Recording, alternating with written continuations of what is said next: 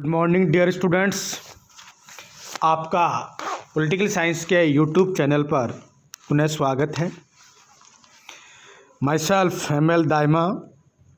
आज हम BA second year के इंडियन गवर्नमेंट एंड पॉलिटिक्स उस बुक में एक बहुत महत्वपूर्ण टॉपिक है जो कि आपके 7 नंबर का और 2 नंबर का सवाल as a short answer type questions में आ सकता है।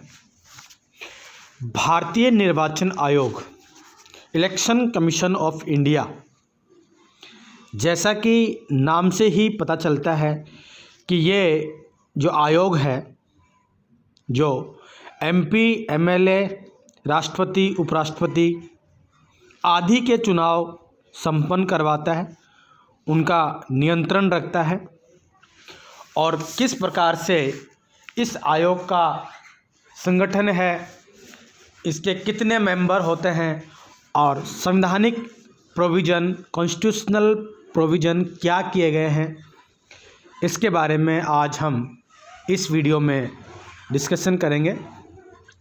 जैसा कि आपको पता है कि भारत के संविधान में 22 भाग हैं, उनमें से 15वें भाग में अनुच्छेद 324 से लेकर के 329 तक इलेक्शन कमीशन ऑफ इंडिया के बारे में बताया गया है। ये election commission of India, Bharat निर्वाचन आयोग जो है, एक स्वायत्त यानी किसी इसके ऊपर किसी का प्रेशर या बाध्यता, दबाव नहीं है, स्वायत्त और एक अर्धन्यायिक संस्था है। अर्धन्यायिक संस्था इसलिए है कि ये अगर कोई चुनाव कोई व्यक्ति जीत जाता है और असंवैधानिक तरीके से अगर वो जीतता है तो उनके चुनाव को रद्द करना, उनके चुनाव की जो जीत है उसको मान्यता को रद्द करना, ये राजनीतिक दलों को मान्यता देना, इस आधार पर हम कह सकते हैं कि ये एक अर्धन्यायिक संस्था है। इसका गठन स्वतंत्र और निष्पक्ष रूप से चुनाव करवाने के लिए, जिसमें कि एमपी, लोकसभा और राज्यसभा के सदस्यों का, एमएलएज जो राज्य विधानसभाएं होती हैं उनके सदस्यों का चुनाव, और राष्ट्रपति और उपराष्ट्रपति का जो चुनाव होता है उसमें स्वतंत्र एवं निष्पक्ष रूप से चुनाव करवाने के लिए इस भारतीय निर्वाचन आयोग का गठन किया गया, जिसका उल्लेख अनुच्छेद 324 से लेकर के 329 तक किया गया है। इसका जो गठन किया गया भारतीय निर्वाचन आयोग का 25 जनवरी 1950 को एक सदस्य आयोग के रूप में इसका गठन किया गया। तो आज एक बात हम यहाँ डिस्कस कर लेते हैं कि सबसे पहले तो आपको देखना होगा कि जो ये भारतीय निर्वाचन जो आयोग है वो वर्तमान में त्रिसदस्यीय, वर्तमान के अंदर हम भारतीय निर्वाचन आयोग की अगर बात करें तो ये 3 सदस्य आयोग है। लेकिन जब इसका गठन हुआ 25 जनवरी 1950 को जब भारतीय election commission (ECI) election commission of India, इनका जब गठन हुआ तब ये एक सदस्य आयोग था और इसके चीफ इलेक्शन ऑफिसर, मुख्य चुनाव आयुक्त श्री सुकुमार सेन थे। कौन थे? श्री सुकुमार सेन। ये आपके जीके के अंदर सवाल आ सकता है। श्री सुकुमार सेन इसके पहले चीफ इलेक्शन ऑफिसर या मुख्य चुनाव आयुक्त थे। लेकिन वर्तमान में ये एक सदस्य आयोग नहीं होकर के त्रिसदस्य आयोग है। इस एक सदस्य आयोग कब तक रहा, उसके बाद में त्रिसदस्य कब हुआ, फिर वापस एक सदस्य हो गया, लेकिन आज की तारीख में ये जो आयोग है वो 3 सदस्य वाला एक आयोग है। अब हम बात करते हैं कि इसका गठन जो हुआ 25 जनवरी को 1950 को इसका गठन हुआ और ये जो 25 जनवरी है इसको राष्ट्रीय मतदाता दिवस के रूप में आज भी मनाया जाता है। अर्थात हम यूँ कह सकते हैं कि 25 जनवरी का जो दिन है उसको राष्ट्रीय मतदाता दिवस के रूप में जाना जाता है, जो अभी 10 एक दिन बाद में करीब ये आएगा और राष्ट्रीय मतदाता दिवस के रूप में 25 जनवरी को मनाया जाएगा। अब हम बात करते हैं कि इस भारतीय निर्वाचन आयोग का अधिकार क्षेत्र कहाँ तक फैला हुआ है। जहाँ तक बात की जाए अधिकार क्षेत्र की, तो संपूर्ण भारत का जो क्षेत्रफल है, अर्थात जहाँ जहाँ भारतीय संप्रभु का जो क्षेत्र है वहाँ तक संपूर्ण भारत में इसका अधिकार क्षेत्र फैला हुआ है। और इसका जो मुख्यालय है, यानी headquarter election commission of India का जो मुख्यालय है वो नई दिल्ली में है। इसकी स्थापना 25 जनवरी 1950 को की गई थी। तब यह आयोग एक सदस्य था, हमने इतना पढ़ा है। और इसका अधिकार क्षेत्र की बात की जाए तो ये संपूर्ण भारत में फैला हुआ। वर्तमान में जो इसके मुख्य चुनाव आयुक्त हैं वो हैं श्री सुनील अरोड़ा जी। श्री सुनील अरोड़ा जो कि एक IAS अफसर हैं, वो अभी chief election officer of India हैं। अब इस आयोग को समझने के लिए हमें इसके किस प्रकार का इसका स्ट्रक्चर होता है, संरचना होती है, इनकी शक्तियां और कार्य, इन 2-3 बिंदुओं में इस जो शॉर्ट नोट है इसको हम डिवाइड करेंगे और समझने की कोशिश करेंगे। तो सबसे पहले हम देखते हैं कि इसकी संरचना किस प्रकार की है, अर्थात ये किस प्रकार की एक स्ट्रक्चर है, इसका संगठन किस प्रकार का है।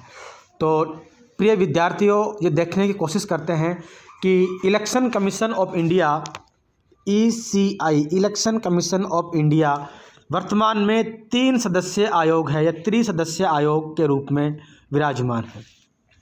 जो 1 अक्टूबर 1993 से इसका त्रिसदस्यीय जो आयोग का स्वरूप है वो हमें देखने को मिल रहा है। 1 अक्टूबर 1993 से आज तक इसका जो स्वरूप है वो त्रिसदस्य है। जब इसका गठन 1950 में हुआ था तब ये आयोग एक सदस्य आयोग था। अब इसमें आप यूँ देखें कि सबसे ऊपर मुख्य चुनाव आयुक्त होता है, उनके साथ साथ में 2 अन्य चुनाव आयुक्त होते हैं। एक मुख्य चुनाव आयुक्त और 2 अन्य चुनाव आयुक्त होते हैं। 15 अक्टूबर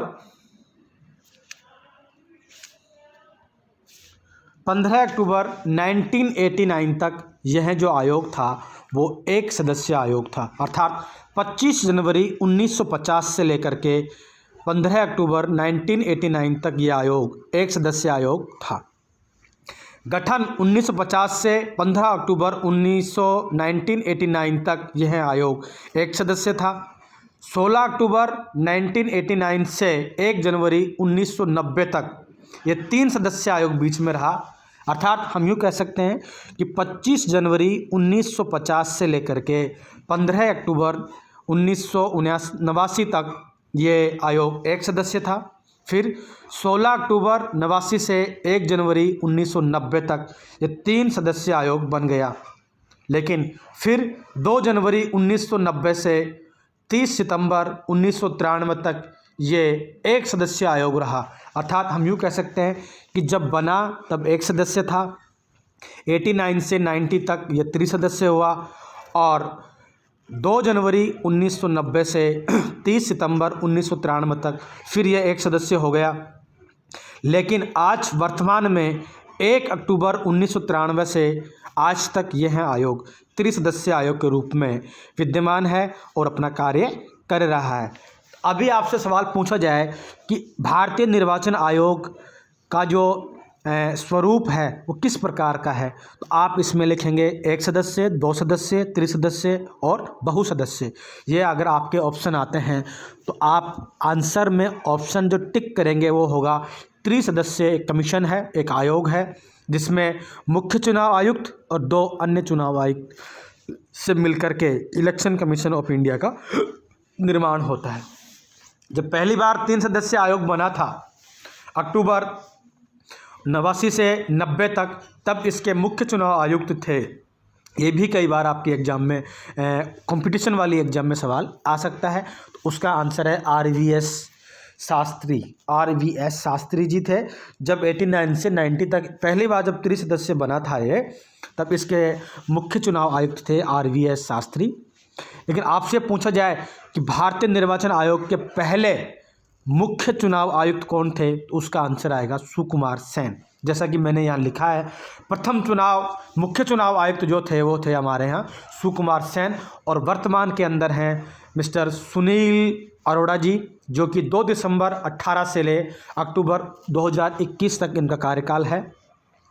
और 2 अन्य जो चुनाव आयुक्त हैं वो हैं अशोक लवासा और सुशील चंद्र जी। इस प्रकार से वर्तमान का जो चुनाव आयोग का जो स्वरूप है वो त्रिसदस्य या 3 सदस्य वाला आयोग है। अब दूसरी बात हम ये करते हैं कि इनका चुनाव कौन करता है, इनकी अपॉइंटमेंट किस प्रकार से होती है। चुनाव जो आयुक्त होते हैं, chief election officer of India और चुनाव आयुक्त, इनकी जो अपॉइंटमेंट है वो कौन करते हैं और किस प्रकार से कार्य अवधि या इनका किस प्रकार से क्या कार्यकाल होता है। तो डियर स्टूडेंट्स, मैं आपको यहाँ बताना चाहूँगा कि जितने भी कमीशंस वगैरह हैं, सेंटर लेवल के जो कमीशंस हैं, उनके जो कमिश्नर्स होते हैं, उनकी जो अपॉइंटमेंट होती है वो राष्ट्रपति के द्वारा की जाती है। सेम उसी प्रकार से स्टेट के अंदर भी कोई कमीशन है तो उस कमीशन का जो चेयरपर्सन और मेंबर जो होते हैं वहाँ के गवर्नर द्वारा अपॉइंट किए जाते हैं। तो यहाँ ये क्लियर हो चुका है कि मुख्य चुनाव आयुक्त और अन्य जो चुनाव आयुक्त हैं उनकी जो अपॉइंटमेंट है वो राष्ट्रपति द्वारा की जाती है, बशर्ते कि इनका नाम गवर्नमेंट रिकमेंड करती है, लेकिन इनकी जो अपॉइंटमेंट है वो राष्ट्रपति के द्वारा की जाती है। तो यहाँ एक सवाल क्लियर हो गया कि मुख्य चुनाव आयुक्त और आयुक्त जो अन्य चुनाव आयुक्त हैं, यानी 3 जो कमिश्नर्स हैं इलेक्शन कमीशन के, उनकी अपॉइंटमेंट यानी उनकी नियुक्ति कौन करता, उनका चुनाव नहीं होता है, उनकी अपॉइंटमेंट होती है। और अपॉइंटमेंट ऐसे व्यक्तियों की जाती है जो इस कार्य को भली प्रकार से कर सके।